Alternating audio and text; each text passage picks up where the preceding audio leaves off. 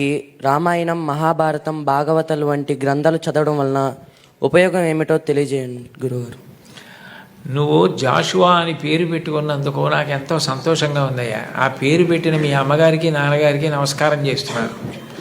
మహానుభావుడు ఏం కవిత్వం చేశారయ్యా. ఒక్కొక్క పద్యం చదువుతుంటే గుండెలు పిండేసినట్టుంటుంది. అంత గొప్ప పద్యాలు రాశారు కదయ్యా ఆయన. ఇంతకీ నువ్వు నన్ను అడిగిన ప్రశ్నకి జవాబు ఏంటంటే, రామాయణ, భారత, భాగవతాలు ఈ వయస్సులో మేము చదువుకోవడం వల్ల మాకు కలిగే ప్రయోజనం ఏమిటి? నేను నీకు ఒక్క విషయం చెప్తాను, నీకు అర్థమైపోతుంది. నేనేం పెద్ద దాని గురించి ప్రసంగం చేయక్కర్లా. మహాభారతంలో శల్యుడు అని ఒక ఆయన ఉన్నాడు. ఆయన మద్రదేశాధిపతి. అంటే పాండురాజుకి 2 భార్యలు, కుంతి, మాద్రికి సోదరుడు.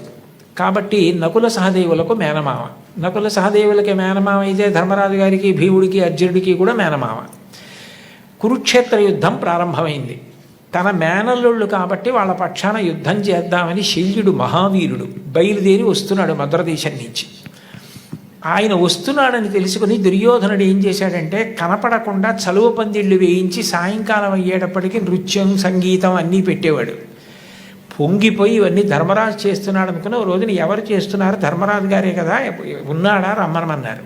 అప్పటి వరకు కనపడకుండా దాక్కున్న దుర్యోధనుడు ఎదురుగుండా వచ్చి, మీరు మహానుభావుడు, మీరు వస్తుంటే మా పక్షాన యుద్ధం చేయాలా, మీకు ఇవన్నీ నేనే ఏర్పాటు చేశానన్నాడు.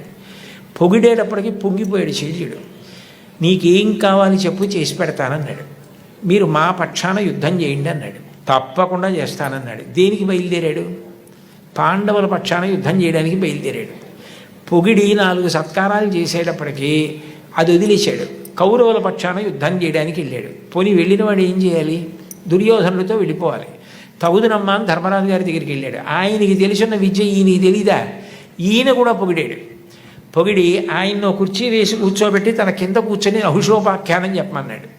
అంటే ధర్మరాజు గారంతటి వాడు కింద కూర్చుని వింటున్నాడు, నేను చెప్తున్నాను కదా అని నహుషోపాఖ్యానం చెప్పి పొంగిపోయి, ధర్మరాజా నీకేం కావాలి చెప్పన్నాడు. మళ్ళీ పొగడ్తగా లొంగిపోయాడు. ధర్మరాజు గారు అన్నాడు, మీరు ఎటు అక్కడ మాట ఇచ్చారు కదా, అక్కడే యుద్ధం చేయండి. మా పక్షాన కృష్ణుడు అర్జునుడికి సారథ్యం చేస్తాడు. మళ్ళీ కృష్ణుడితో సమానమైన సారథి మీరే, కాబట్టి మీరు అక్కడ కర్ణుడికి సారథ్యం చేస్తారు. చేసినప్పుడు కర్ణుడికి మనశ్శాంతి లేకుండా అదే పనిగా నింద చేయండి. నింద చేస్తే కర్ణుడికి బుద్ధి కేంద్రీకరణ పోతుంది, అంటే కాన్సన్ట్రేషన్ పోతుంది. పోతే కర్ణుడు చచ్చిపోతాడు. మాకు అది చాలు, ఆ ఉపకారం చేయండి అన్నాడు. తప్పకుండా నీకు ఈ ఉపకారం చేసి పెడతానన్నాడు. నిజానికి శల్యుడు కానీ కృష్ణుడు కానీ ఆ రోజుల్లో సారథ్యం నేర్చుకోక్కర్లా. ఇందాక ఆ పాప అడిగిందే, అది వాళ్ళిద్దరికీ హాబీ. నేర్చుకుని ప్రపంచ ప్రఖ్యాతి పొందారు సారథ్యంలో.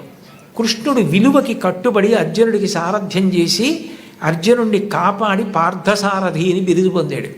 శల్యుడు కర్ణుడికి సారథ్యం చేసి ధర్మరాజుకి మాట ఇచ్చానని అదే పనిగా కర్ణుడిని విమర్శించి నింద చేసి కర్ణుడు చచ్చిపోవడానికి కారణమై, చచ్చిపోయిన తర్వాత కాళీరథం పట్టుకుని దుర్యోధనుడి దగ్గరికి వెళ్ళి, పాపం కర్ణుడు గొప్పవాడే కానీ చచ్చిపోయాడు అన్నాడు. అందుకని ఇప్పటికీ మన పక్షాన ఉండి మనని విమర్శిస్తూ మనని పాడు చేయడానికి ప్రయత్నించేవాడిని వీడి శల్య సారథ్యం రా అంటారు.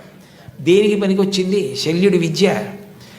పొగట్టకి లొంగిపోవడం ఎంత ప్రమాదకరమో, నువ్వు ఎంత గొప్పవాడివైనా పొగట్టలకి లొంగిపోయే బలహీనత ఉంటే పాడైపోవడం కాదు, కాలం ఉన్నంత కాలం అపకీర్తుండిపోతుంది. శల్యసారథ్యం అని పేరుండిపోయినట్టు. కాబట్టి నేను వృద్ధిలోకి రావడమే కాదు, పొగట్టలకి లొంగకూడదు. అలాగని పెద్దల ఆశీర్వచనాన్ని వదిలిపెట్టుకోకూడదు. ఇది గుర్తుపెట్టుకోవాలంటే మహాభారతంలో శల్యుడి కథ పనికొస్తుంది.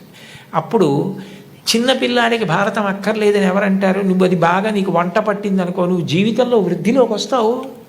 రేపొద్దున నువ్వు ఎంత గొప్పవాడివైనా నిష్కారణంగా పొగిడితే లొంగవు. పెద్దలైన వారు నిన్ను వచ్చి మంచిగా మర్యాదగా ప్రేమగా మాట్లాడితే వాళ్ళ ప్రేమని నువ్వు అర్థం చేసుకోగలవు.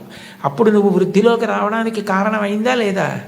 కాబట్టి రామాయణ, భారత, భాగవతాది గ్రంథములు మంచి మంచి గ్రంథములు ఎక్కడ ఏ భాషలో ఎందులో ఉన్నా చదివి మంచి స్వీకరించి వాటిని జీవితంలో అనుష్ఠానంలోకి తెచ్చుకోవాలి.